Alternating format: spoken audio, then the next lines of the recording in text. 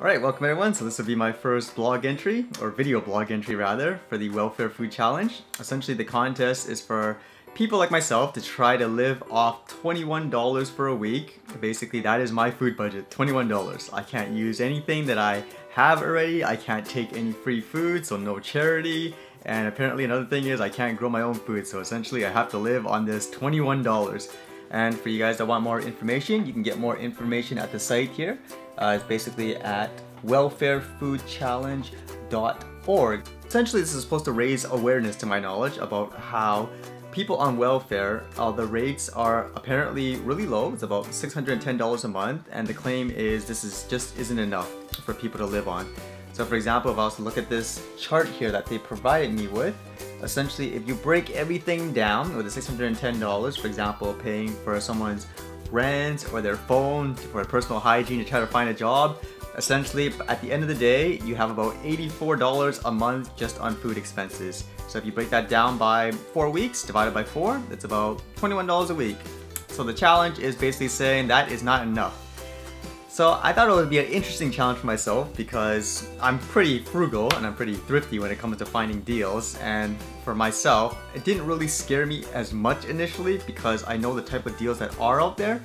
But either way, everyone's situation is different. For example, I even used the example before, just because I can walk down to the grocery store, it could be someone's in a wheelchair and they can't do that at all. So this would be kind of an interesting learning experience, I thought, and maybe a great way to raise awareness and some conversation on the issue. Now keep in mind, one thing interesting about this too is in some ways I'm handicapping myself in a big way, because if I had, say, the whole month's income as opposed to the $21, I'd probably be buying in bulk. Like for example, I'd probably buy this big large bag of rice instead of this small one where I wouldn't have to worry about it for a while. But again, I accept basically that's part of the challenge as well, and I thought it was an interesting twist to it. I was looking for groceries, and you guys might be used to prices that you see in the grocery store, whereas I'm aware at how much cheaper it could be in other places. For example, take a look at this. Look at the prices here, for example.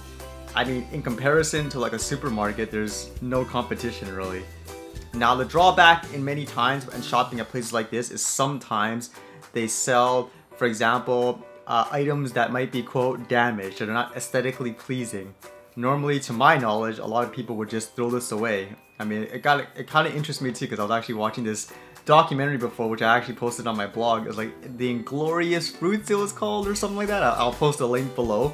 It was kind of interesting because it shows how farmers throw away all this edible food because supermarkets, for example, say it's not deemed as sellable, whereas they actually made like a big aisle like this and it basically sold as long as the price was right.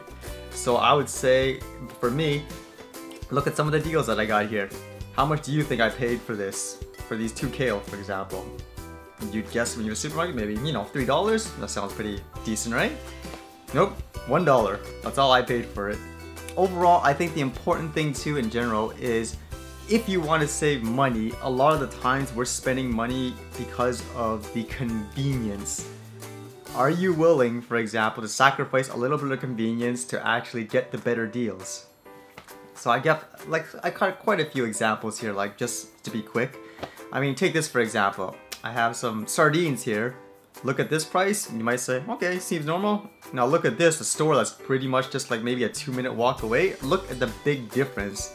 Like, are you willing to sacrifice that kind of convenience in order to save a lot of money? I would say if you're in a situation like this, then you'd have to. And I must say, sometimes there are deals that you just miss. For example, there's this stuff online here that I saw. It looked pretty cheap, as you can see here, but when I went to the stores, oh boy, they didn't have anything. Even the representative told me, oh, usually when it's like that on the site, there's usually nothing left, so you're out of luck. But that's just an example too, where the deals are there. Whether or not you can actually get it is another question.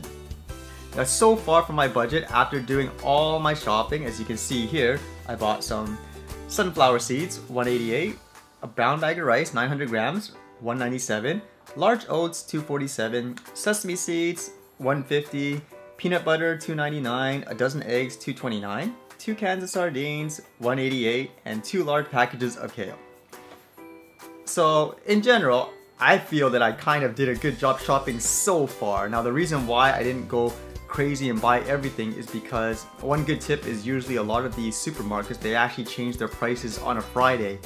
Since today is a Thursday, essentially you want to shop for what you think are the best deals, and all the prices usually change the day after.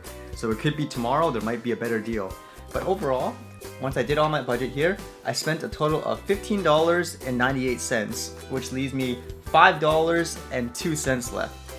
So that might not seem a lot, but when you look at the prices, for example, like this grocery store that I showed here, you can buy a lot for that amount of money. Now, whether or not that's all, how do you say, nutritionally complete, I don't know. That's for someone else to determine. For me, the only way I can determine it is just through common sense. For example, if I'm hungry or I feel like I still want to eat, then obviously I'm doing something wrong. Whereas, for example, like for breakfast here, I just basically had some oatmeal, and I was always told that if you mix it in with peanut butter, it actually makes it a really healthy choice. And for me, it kept me pretty full, like for the breakfast time. And that was even before I bought all this stuff for today, because today's when I did the bulk of my shopping. Now for the dinner time, I was actually pretty surprised too. I mean, I had planned, for example, from what I bought, I thought I'd eat some rice, I'd have some kale, and basically a little bit of everything else. So a little bit of eggs and some sardines, and same thing, for the time being, I feel pretty satisfied. I don't feel tired, for example, I feel full. Now, whether or not I can sustain this for the whole week, I don't know. But that's why I still have money left over. I have $5.02. Like, what should I spend it on? Apples, for example, an orange. Some people say potatoes, beans. I don't know. But so far, what I have, I believe, is good for me to keep the trek on going. Now, you might be asking me, why did I buy this stuff here, for example? And again, I'm not an expert in or anything in nutrition, but to my knowledge, what I have is supposed to be pretty healthy and nutritious, for example, depending on what you buy. And other than that, it's something I feel that it's bearable, that I can actually eat. Like, for example, if I tried eating, like, say, just raw oatmeal with just water, I don't know, it just doesn't really appeal to me. Whereas when I mix it up, for example, with the peanut butter that I had, it actually tastes good to me. So that's one thing too. Try to enjoy what you eat as well. Other than that, tomorrow is another day. And hopefully I'll get to show some more interesting journeys, and I'm hoping throughout this journey maybe I'll get to actually meet some people that are on welfare, because I think it'll be interesting to see how they actually spend their money when it comes to food and what kind of challenges they obtain. Other than that, talk to you guys later.